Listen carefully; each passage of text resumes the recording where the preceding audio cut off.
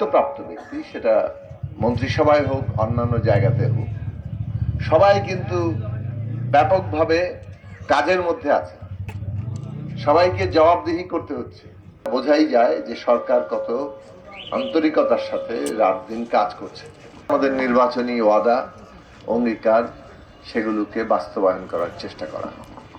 ইতিমধ্যে রাষ্ট্রীয় পর্যায়ে সারা দেশময় আমাদের মাননীয় প্রধানমন্ত্রী তার নির্বাচনী অঙ্গীকার পূরণ করার জন্য একের পর এক কর্মকাণ্ড চালিয়ে যাচ্ছেন এবং সবাই জানেন যে কৃষি ঋণ সুদসহ মওকুফ হয়ে গেছে 10,000 টাকা পর্যন্ত।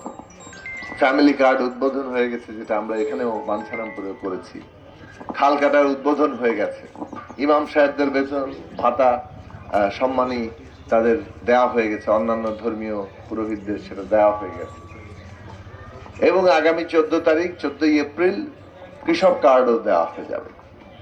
তো এই সমস্ত সামাজিক সুরক্ষা খাতের যা অঙ্গীকার ছিল সেগুলোর বাস্তবায়ন এত দ্রুততম সময়ের মধ্যে করতে পারাটা বোঝাই যায় যে সরকার কত আন্তরিকতার সাথে রাত দিন কাজ করছে। কেবল এগুলো নয়, এগুলো তো দৃশ্যমান ভাবে হয়েছে। অন্যান্য যে নির্বাচনী উদ্যোগ, সেই সমস্ত উদ্যোগগুলো কত দ্রুত মানুষের সামনে দৃশ্যমান করা যায়। বিশেষভাবে 180 দিনের মধ্যে, 6 মাসের মধ্যে সরকার তার পুরো পরিকল্পনাকে বাস্তব একটা দৃশ্যমান করা, মানুষের সামনে মানুষ যাতে উপলব্ধি করতে পারে কি করতে চাইছে সেটা স্পষ্ট করা, এইটা সরকারের অগ্রাধিকার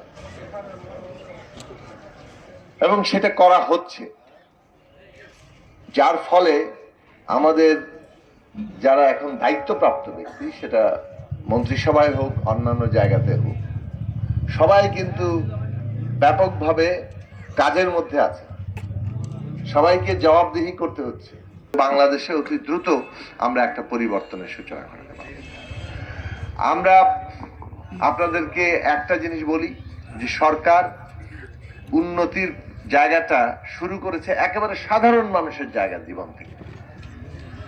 মানে সবচেয়ে দরিদ্র, সবচেয়ে পরিশ্রম করছেন যারা, যাদের সবচেয়ে প্রয়োজনটা বেশি, তার কাছে সবার আগে পৌঁছাতে চেয়েছেন। সেইখান থেকে শুরু করে বাংলাদেশের সমগ্র মানুষের জীবনে উন্নতি কিভাবে আনা যায়, এবং এই ক্ষেত্রে আমরা স্বচ্ছতা নিয়ে যত কাজ করতে পারবো রাজনৈতিকভাবে,